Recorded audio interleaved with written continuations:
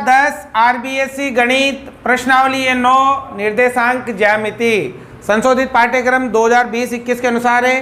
तो बच्चों आपको ये प्रश्नावली ध्यान पूर्वक समझनी है, क्योंकि बोर्ड परीक्षा में ये आपके 6 अंक की आएगी। मतलब इसमें से 6 अंक के प्रश्न पूछे जाएंगे और 6 अंक आपके बहुत ज़्यादा होते हैं। बच्चों इसमें आपको केवल प्रश्नावली 9.1 ही पढ़ना है। आपके सिलेबस में 9.2 आपको नहीं पढ़ना है। तो कुछ हम बेसिक जानकारी इसमें लेंगे। तो ये प्रश्नावली बहुत ही आसान है, अगर आप ध्यान से इसको समझते हो तो आपको 6 के 6 नंबर पूरे मिलेंगे। ठीक है, तो देखो निर्देशांक ज्यामिति का मतलब क्या है, पहले इसका बेसिक जान लेते हैं। तो बच्चों कोई भी वस्तु है, उस वस्तु की स्थिति को पहचानने के लिए, बताने के लिए हमें 2 बिंदुओं की आवश्यकता होती है। कितने बिंदुओं की? जैसे मान लो किसी ने आपसे पूछा कि आपका स्कूल कितनी दूर है, तो आप उसको उल्टा जवाब दोगे और कहोगे कि कहाँ से कितनी दूर है। वो पूछेगा, कोई आपसे पूछा कि आपका स्कूल कितनी दूर है, तो आप उसे क्या कहोगे कि कहाँ से कितनी दूर है, हमारे घर से या बस स्टैंड से या किसी चौराहे से, कहाँ से कितनी दूरी पर है। तो हमें अपने स्कूल की स्थिति, जगह को बताने के लिए कितने बिंदुओं की आवश्यकता होगी? 2 बिंदुओं की। मान लो आपका स्कूल इस जगह पे है, किसी ने पूछा कि आपका स्कूल कहाँ है, तो आप कहोगे कि कितनी दूरी पर है, तो आप कहोगे कहाँ से कितनी दूरी पर। तो मान लो कि यहाँ मेरे घर से, तो ये तो है मेरा घर और ये क्या है? तो ये स्कूल की स्थिति को बताने के लिए हमें कितने बिंदुओं की आवश्यकता पड़ी? 2 बिंदुओं की आवश्यकता पड़ी। तो ये किसके अंतर्गत आएगा? आपके निर्देशांक। जैसे मान लो अपना पंखा चल रहा है, अब हमें बताना है कि इस पंखे की स्थिति क्या है, ये पंखा किस जगह पर लगा हुआ है। तो पंखे की स्थिति को मान लो ये हमारा छत है, ठीक है, ये छत है, अब पंखा लगा हुआ है यहाँ पर। अब इस पंखे की स्थिति को लगाने के लिए हमें कितने बिंदुओं की आवश्यकता है? 2। तो देखो एक तो लेंगे ये वाली दूरी इधर से और एक लेंगे ये वाली दूरी इधर से।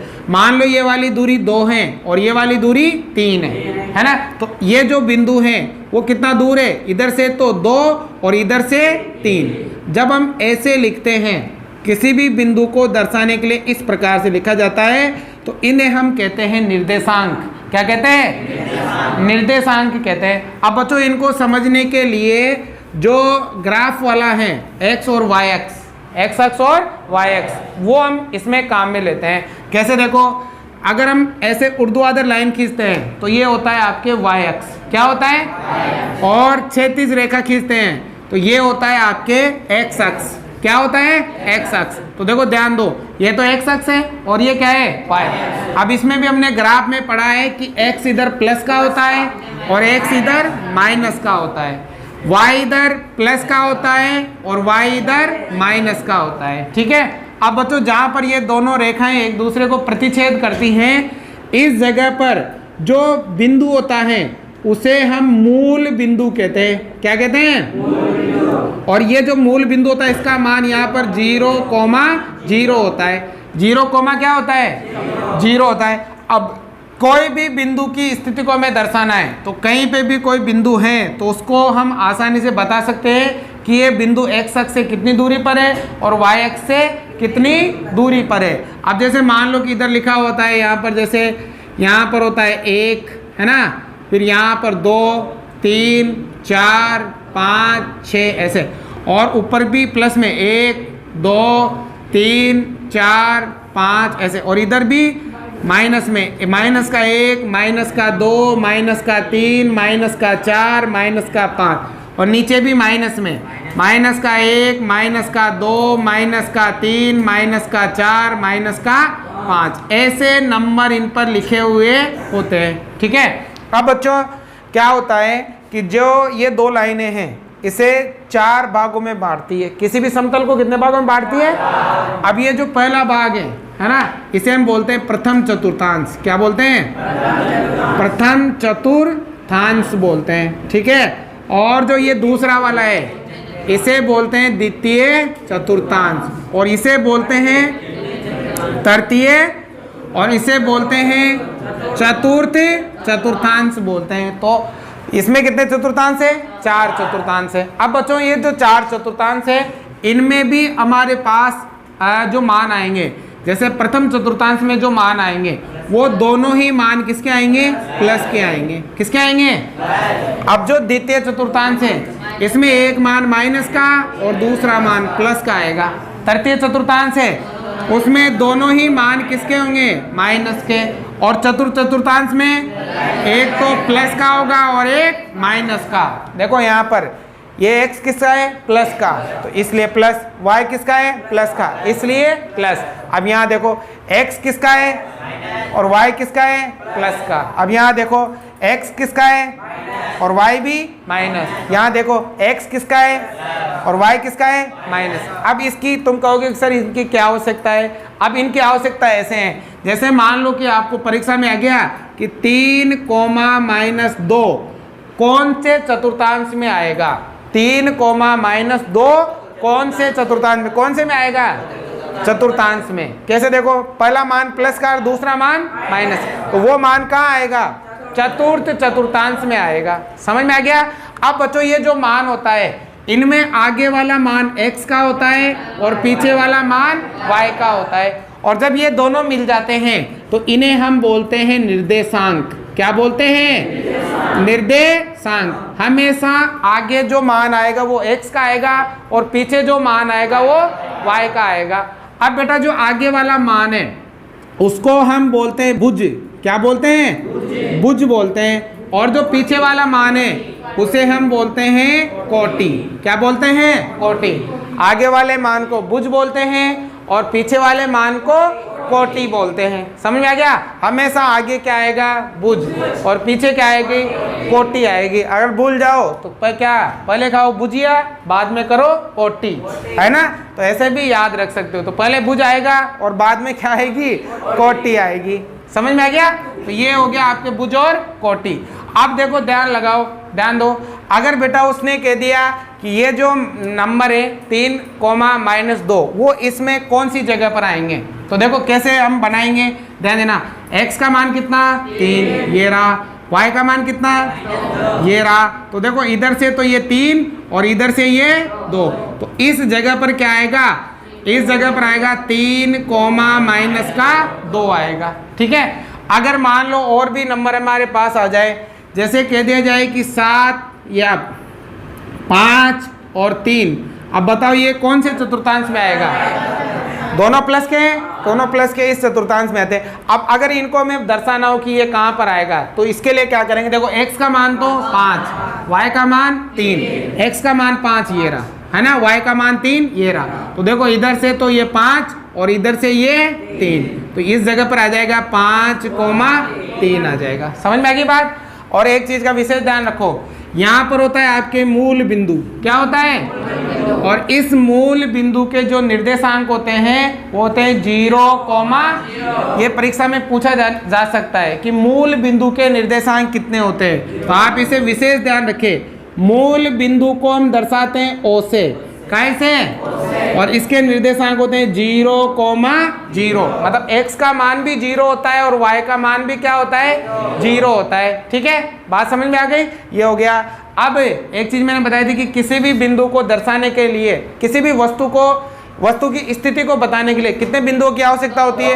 2 बिंदुओं की आवश्यकता होती है। अभी ये बेसिक ही है तो आपको थोड़ा ध्यान से समझना है। और बच्चों अगर परीक्षा में ऐसे आ जाए कि x अक्ष से दूरी बताओ, x अक्ष से दूरी मान लो कोई भी दे दिया, जैसे दे दिया 3 कोमा 2 दे दिया, है ना?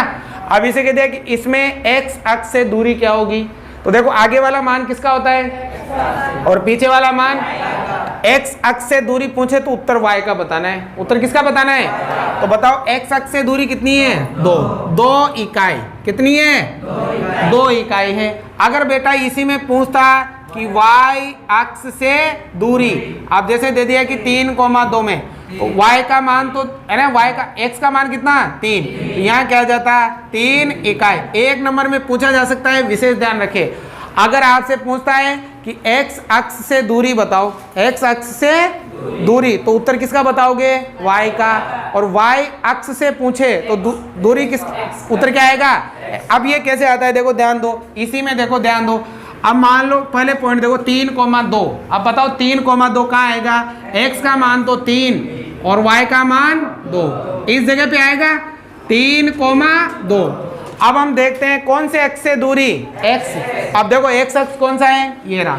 इसे दूरी देखेंगे तो देखो यहाँ पर 1 और 1 2, कितनी आ रही है, 2 आ रही है। अगर बेटा इसी बिंदु की कौन से x से दूरी देखेंगे y, तो देखो 1 2 कितनी आ रही है, 3। समझ में आ गई बात। तो अगर x अक्ष से दूरी पूछे तो उत्तर बताओगे y वाला, और y अक्ष से दूरी पूछे तो उत्तर बताओगे x वाला। समझ में आ गई बात। अगर बेटा x का मान 0 है, x का मान कितना है, तो जो बिंदु आएगा कोई सा भी बिंदु वो y अक्ष पर आएगा। कहाँ आएगा, मान लो x, देखो यहाँ आ गया 0,3, क्या आ गया 0,3। अब देखो x का मान तो कितना 0 और y का मान 3, x का मान 0 और y का मान 3 यहाँ। तो अगर x का मान 0 आया तो हमेशा बिंदु कौन से x पर आएगा, y अक्ष पर आएगा। और अगर y का मान 0 आया, y का मान कितना आया, तो बिंदु हमेशा कहाँ आएगा, x अक्ष पर आएगा। कैसे, देखो मान लो यहाँ आ गया आपके 3,0। अब देखो x का मान तो 3, y का मान 0, तो देखो x का मान 3 कहाँ है, ये रहा, और y का मान 0 यही है, तो बिंदु इसी जगह पर आ जाएगा। तो ये विशेष ध्यान रखे, x का मान 0 तो बिंदु कहाँ आएगा, y अक्ष पर, और y का मान 0 हो तो बिंदु कहाँ आएगा, x अक्ष पर आएगा। समझ में आ गई ये बातें। इसका विशेष ध्यान रखना है, मूल बिंदु के निर्देशांक। और अगर ऐसे बिंदु आ जाए कि ये कौन से चतुर्थांश में आएगा, तो ये भी आपको ध्यान रखना है कि पहला, दूसरा, तीसरा और चौथा। ठीक है। और इसी के अलावा आगे वाला भुज होता है, पीछे वाला क्या होती है, कोटि। और मूल बिंदु के निर्देशांक 0,0। अब इसके अलावा एक सूत्र है आपके 9.1 में, वो सबसे इंपॉर्टेंट है। वो सूत्र अगर आपको आता है तो आप आसानी से उसको पूरी प्रश्नावली आपके वही सूत्र पर आधारित है, और बड़ा जो सवाल आएगा वो भी उसी सूत्र से आएगा। तो देखो ध्यान लगाना इधर। मान लो बेटा अगर तुम लोगों से कह दे कि इस बिंदु की दूरी हमने यहाँ से ज्ञात करी, तो ये तो हमने आसानी से ज्ञात कर ली। लेकिन मान लो दो बिंदु इस तरह हैं, एक बिंदु यहाँ पर है और एक बिंदु यहाँ पर है। अब इन दोनों बिंदुओं के बीच की क्या ज्ञात करनी हो, दूरी। अगर इनके बीच की दूरी तो हमने आसानी से ज्ञात कर ली, लेकिन बिंदु अगर ऐसे हो तो इन दोनों बिंदुओं के बीच की हमें क्या ज्ञात करनी हो, दूरी। तो मैंने जो भी बिंदु हैं हमेशा उस बिंदु के 2 पॉइंट होते हैं, मतलब 2, एक तो होता है x और एक क्या होता है, मतलब यहाँ पर जो बिंदु आएगा उसका एक भी तो होगा x और एक क्या होगा। अब यहाँ भी जो बिंदु आएगा उसमें एक तो होगा x और एक क्या होगा। अब दोनों x आ गए ना, इसलिए इसको तो बोलते हैं x1 और y1, इसे बोलते हैं x2 और y2। अब जो दूरी का सूत्र है इसे तो आप कंप्लीट याद कर लो। दूरी का सूत्र आपको याद करना है, वो होता है अंडररूट x2 माइनस x1 का whole square plus y2 minus y1 का होल स्क्वायर। बस याद कर लो, आसानी से याद हो जाएगा, बार बार लिखोगे तो। और आप याद हो जाएगा जब सवाल करेंगे तो तब भी आपको आसानी से याद हो जाएगा। बस ये याद करना है। बाकी जब हम सवाल करेंगे और ट्रिक के माध्यम से करेंगे, आपको उसमें सूत्र की आवश्यकता भी नहीं पड़ेगी। बहुत ही आसान तरीके से मैं आपको बताऊंगा इसके संबंधित सवाल, तो ये आपको थोड़ा सा ध्यान में रखना है। ठीक है। तो ये किसका सूत्र है, दूरी का। दो बिंदुओं के बीच की दूरी ज्ञात करने का सूत्र है ये वाला। तो बस ये वाला सूत्र आपको ध्यान में रखना है। बाकी जो 9.1 प्रश्नावली है उसमें 1 से लेकर 5वें सवाल तक बेसिक है, बस इसी तरह है। ऐसे निर्देशांक दे देगा आपको और उनको ऐसे बनाना, इसमें दर्शाना है, या इसमें दे देगा और आपको ऐसे ही करने हैं। समझ आ गया। तो पहले उत्तर देखो बेटा, प्रश्नावली 9.1 का पहला और दूसरा सवाल है, ये बेसिक ही है, बिल्कुल आसान है, ध्यान से समझना। इस सवाल में तो हमसे कहा है कि P, Q, R और S के निर्देशांक लिखिए। किनके निर्देशांक क्या होंगे, सिंपल बताना है। तो मैंने निर्देशांक लिखते समय अभी बताया है, आगे तो आएगा x का मान और पीछे आएगा y का मान। तो देखो सबसे पहले P के निर्देशांक लिखते हैं। बताओ x का मान कितना, 4 और 6 के बीच में कितना आएगा, 5। और y का मान कितना, y का मान 3। सिंपल ही है। अब देखो q का मान लेते हैं। पहले x का मान कितना, माइनस का 4, y का मान कितना, पहले x का मान आएगा बाद में किसका मान। अब देखो r पे यहाँ पहले बताओ x का मान 4 और 2 के बीच में माइनस का 3, माइनस का 2 आ गया। अब यहाँ देखो s का, पहले x का मान 1, यहाँ 1 है ना, x का मान 1 और y का माइनस का 5। तो ये आ गया आपके पी क्यू आर एस के निर्देशांक। समझ आ गया? ऐसे सिंपल बनाना है ना। आपके ग्राफ जैसा ही है लेकिन वहाँ ग्राफ नहीं आएगा, है ना। आपको स्केल से बनाना है, कॉपी में बनाना है, और माप की ये जो दूरी है ना ये बराबर बनानी है, ठीक है। अब देखो ये दूसरा, ये बेटा ये आपके कुछ निर्देशांक दे रखे हैं, इन निर्देशांकों को आपको यहाँ ग्राफ में बनाना है। जैसे यहाँ ये बने बनाए थे, है ना। अब ये दे रखे हैं, इनको यहाँ बनाना है। तो देखो कैसे बनाएंगे। सबसे पहले तो देखो 1 कोमा कितना है 2। अब पहले तो किसका मान x का, फिर किसका, देखो x का ये 1 है ना, और y का 2 ऊपर जाएगा तो ये आ जाएगा यहाँ पर 1 कोमा 2 आ गया। अब चलो दूसरा, x का कितना ये रहा, और y का कितना ऊपर जाएगा, ये आ जाएगा यहाँ पर -1 कोमा 3। कोई डाउट है किसी को? सिंपल ही है ना। अब देखो वहां पर x का कितना और y का भी दोनों का माइनस है। आपको पता चल जाना चाहिए कौन से चतुर्थांश में आएगा, तीसरे में आएगा ना। माइनस का 2 ये रहा, है ना, और माइनस का 4 ये रहा। तो यहाँ आएगा माइनस का 2 और माइनस का 4 आ गया। अब आगे x का मान 3, y का कौन से चतुर्थांश में आएगा, इसमें आएगा ना। x का मान 3 ये रहा, और y का -2 है तो नीचे आएगा, ये रहा -2। तो ये 3 कोमा -2। अब आगे 2 कोमा x का मान कितना, y का मान कितना, मैंने बताया था कि y का मान 0 हो तो बिंदु कौन से x पर आएगा, x अक्ष पर आएगा ना। तो देखो x का मान 2 ये रहा, और y का मान 0 है तो बिंदु यहीं पर आ जाएगा, और इसके निर्देशांक 2,0 हो जाएगा, ठीक है। अब देखो x का मान कितना 0, y का मान कितना, मैंने क्या बताया था, x का मान 0 हो तो बिंदु कौन से x पर आएगा, y अक्ष कौन सा है, ये ना। तो देखो x का मान 0 ये रहा, और y का मान 3 तो ये रहा 3, तो यहीं पर आ जाएगा 0,3। तो ये सभी निर्देशांक हमने इस पर दर्शा दिए हैं, ठीक है। समझ में आ गया?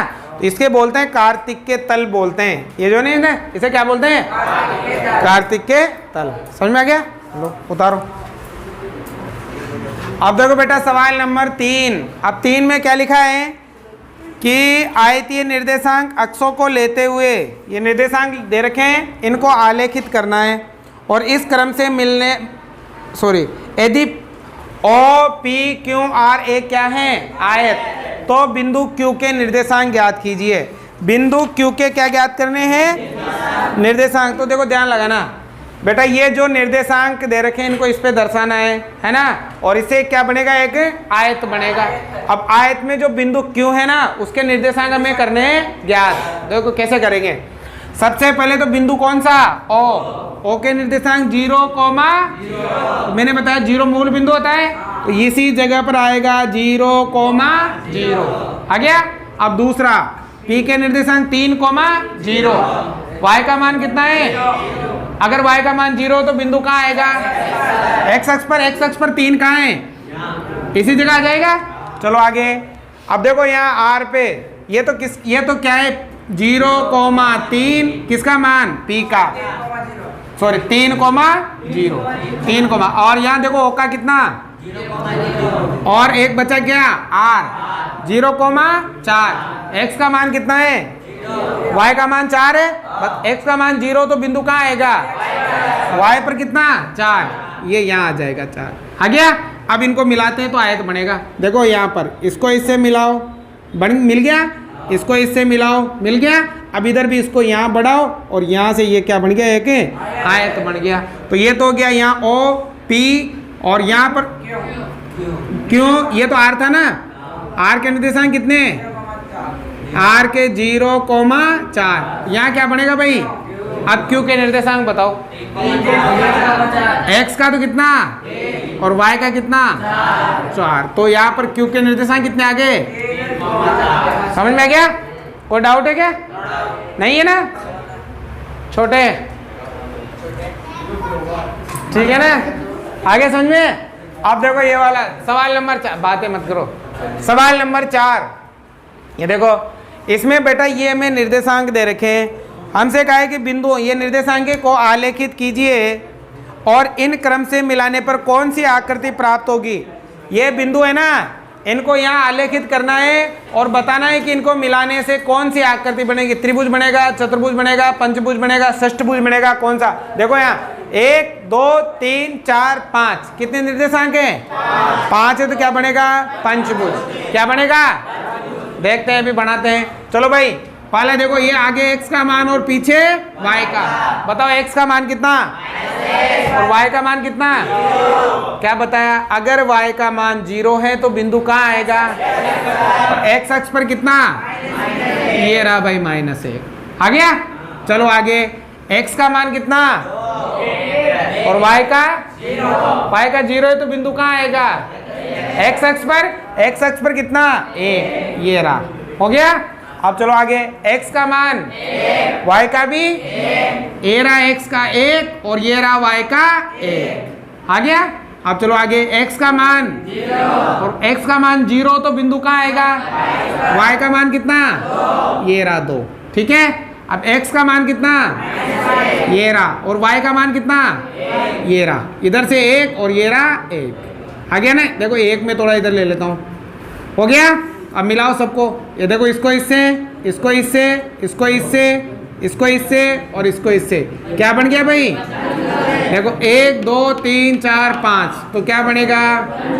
ये बन जाएगा पंचभुज। आ गया समझ में? सवाल नंबर 5। देखो बेटा, 5 में आपके 2 सवाल हैं और इसमें हमसे कहा है कि चतुर्भुज बनाइए यदि उसके शीर्ष निम्नलिखित हो। हमें दोनों में क्या बनाना है? चतुर्भुज बनाना है। प्रत्येक स्थिति में बने चतुर्भुज का प्रकार भी लिखिए। अब जो चतुर्भुज बनेगा ना, उसका नाम लिखना है। एक समचतुर्भुज बनेगा, समांतर बनेगा, समलंब बनेगा, आयत बनेगा, वर्ग बनेगा, क्या बनेगा, इसका नाम भी हमें क्या करना है? लिखना है। तो देखो ध्यान दो, पहले में हम ये चित्र ऐसा बनाना पड़ेगा आपको, है ना। अब देखो, सबसे पहले होता है किसका मान? x का। दूसरे नंबर पे तो देखो यहाँ पर x का मान कितना? 1 और y का भी ये x का 1 और ये रहा y का 1। लगा दे बिंदु। अब आगे x का कितना और y का? देखो इधर से 2 और इधर से ये 4। आ गया? चलो अब आगे, x का कितना? ये रहा, और y का कितना? ये रहा। तो इधर से तो भैया हो गया 8 और इधर से हो गया भाई 4। समझ में आ रहा है ना? अब आगे x का कितना? 10। ये रहा। y का कितना? ये रहा। तो इधर से तो 10 और इधर से 1। आगे चारों बिंदु। कोई डाउट है क्या? नहीं है? अब स्केल से सबको क्या कर देंगे? मिला देंगे भाई बेटा। ये हमने सबको क्या कर दिया? बताओ कौन सा चतुर्भुज बना? कौन सा बना? समलंब चतुर्भुज। अरे इसमें देखो, ये वाली भुजा और ये वाली भुजा क्या है? समान। और ये वाली दोनों समांतर नहीं है। तो जिस चतुर्भुज की एक सम्मुख भुजाओं का एक जोड़ा समांतर हो, वो कौन सा चतुर्भुज है? इग्नोर मत करो, पूछे जा सकते हैं आपके छोटे एक नंबर में, आपसे पूछे जा सकते हैं, तो थोड़ा ध्यान लगाओ। ये कौन सा चतुर्भुज बना? ये बना समलंब चतुर्भुज। समझ में आ गया भाई बात? ठीक है ना? अब देखो ऐसा है, उधर भी बताना है। देखो वहां के निर्देशांक है, यहाँ दर्शाओ। तो देखो x का मान कितना, y का भी। अब आपको पता चल गया कौन से चतुर्थांश में आएगा? तीसरे में आएगा ना, दोनों माइनस के। तो देखो x का -2 और y का भी -2, है ना? इसी जगह जाएगा, इधर और इधर। अब देखो, अब ये -4 और 2 कौन से में आएगा?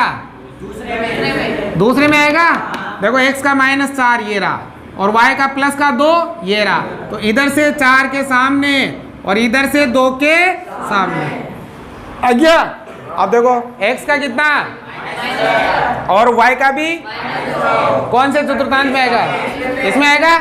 -6 ये रहा और -2 ये रहा, तो यहाँ आ जाएगा। आ गया भाई? अब देखो x का कितना और y का भी ये भी कौन से में आएगा? इसमें आएगा ना। अब बताओ x का -4 ये रहा और y का 6। चलो इधर आ जाओ नीचे, ये रहा यार। कोई फर्क नहीं पड़ेगा, वो तो तुम्हारे उसमें एग्जिट आएगा। तुम जब कॉपी में बनाओगे ना सही तरीके से, वहां से आएगा। आ गया? अब सबको क्या करो? मिलाओ। देखो इसको तो मिलाओ इससे, इसको मिलाओ इससे, इसको मिलाओ इससे और इसको मिलाओ इससे, तो बताओ कौन सा चतुर्भुज बना? समांतर चतुर्भुज या सम चतुर्भुज भी हो सकता है ना। देखो ये वाली आमने सामने एक बराबर है, ये वाली और समांतर है और ये दोनों भी समांतर है, सम चतुर्भुज हो सकता है ना। तुम्हारे एग्जिट बनेगा उसमें बढ़ाओगे ना माप के, तो क्या लिख दोगे? या तो बनेगा सम चतुर्भुज या फिर समांतर, ये से हो सकता है। ठीक है, बढ़ा दोगे? तो ये आपके 5 प्रश्न तक समाप्त हो गए, बेसिक जैसे थे। तो आज की क्लास समाप्त हुई। समझ में आए तो लाइक शेयर सब्सक्राइब जरूर करें। बाकी सवाल इम्पोर्टेंट आगे की क्लासों में होंगे। Thank you.